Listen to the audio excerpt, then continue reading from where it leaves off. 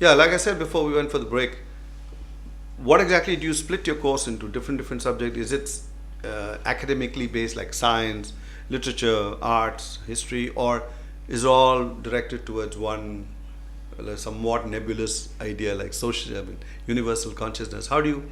No, our primary focus is human resource management and development. So we concentrate on all segments of human resources. Right, for example, you want a sales training program. Mm-hmm. We train sales managers how to be a charismatic salesperson. Okay, if it's going to be a HR, we train people how to be a very good HR people. So if a team wants a better team building program, we teach them techniques on team building. If an individual wants himself to be connected to the universal consciousness, we give them a positive universal consciousness program where we can achieve. And you mean to say companies actually call you in and say, "Come Vijay, tell us how we can connect to the universal consciousness"? You will blatantly say things like that? No, I'll tell you the base of this. Recently we concluded an international HRD event where I was given the title Voice of Positive Universal Consciousness because of my research in universal consciousness and training programs that I have done. So what happens is probably we take the concept to the corporate rather than they coming to us.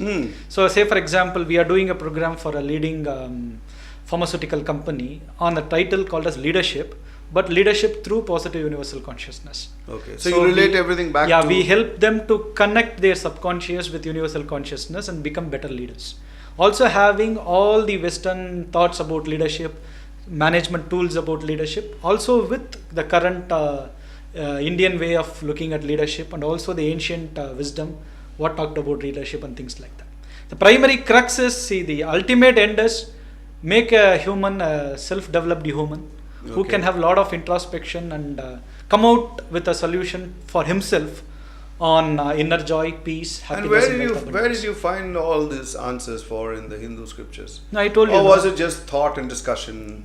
No, I have researched roughly about 2000 literatures for my doctoral research. And when you say literatures, you mean different books? Books, literatures, articles, some tidbits. So let's see, who's the senior most or the best Indian management guru from our religious background? Who would you say?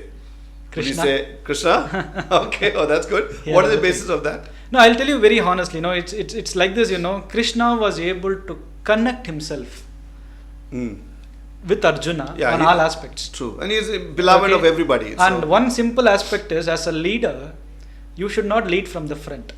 Krishna never did that. Krishna was instrumental in making Pandavas win. But he was never in the front. There was a classic example. Duryodhana comes and Arjuna comes to ask for help to Lord Krishna.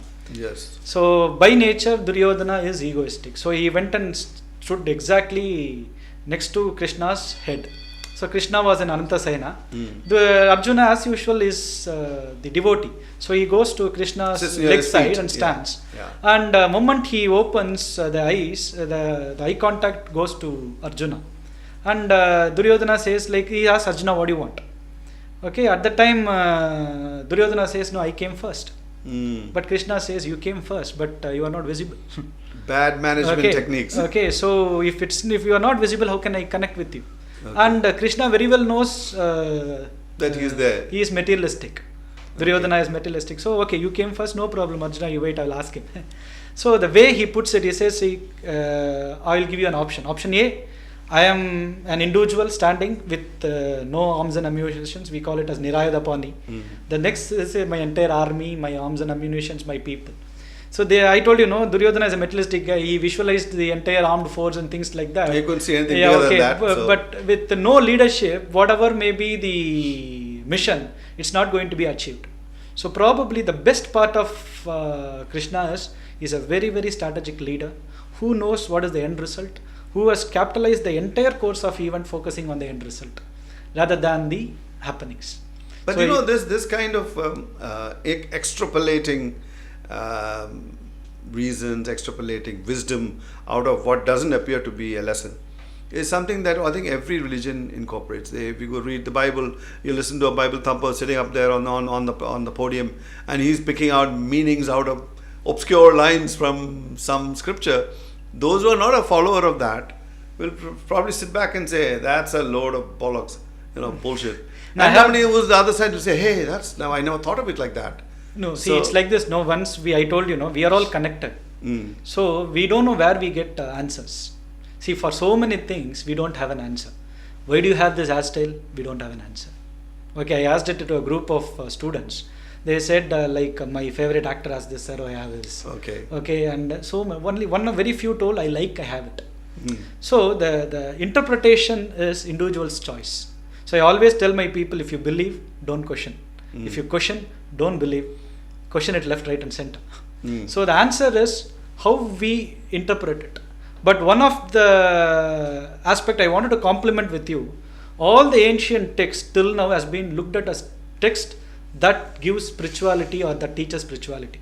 But none of the ancient Indian texts, at least to some extent, thanks to all the modern thinkers, only those people have looked at ancient text as the management text.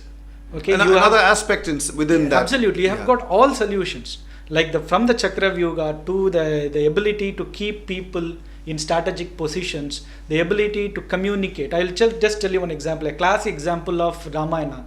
He says, Anjaneya says, contain Sita. Okay, it's a very, very classic tool of power communication. Imagine Rama is already in anxiety. He has lost Sita. He don't know what to do and things like that.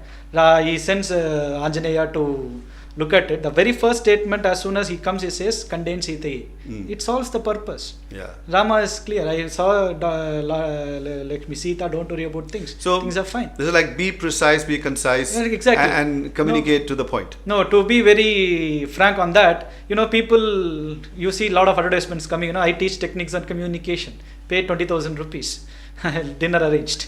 Okay. So they teach the same thing. They say keep your communication using KISS model, keep it short and simple. Okay. Already long ago, we talked long ago, so long ago, Anjaneya has done that. did the same thing. Okay, folks, these completely new insights into management techniques using religion, or not religion, really, it's ancient Indian. I won't say Hindu, also Indian spirituality. So when you come back in the last, we'll find, say, how is he applying it to his modern day business? That'll be interesting.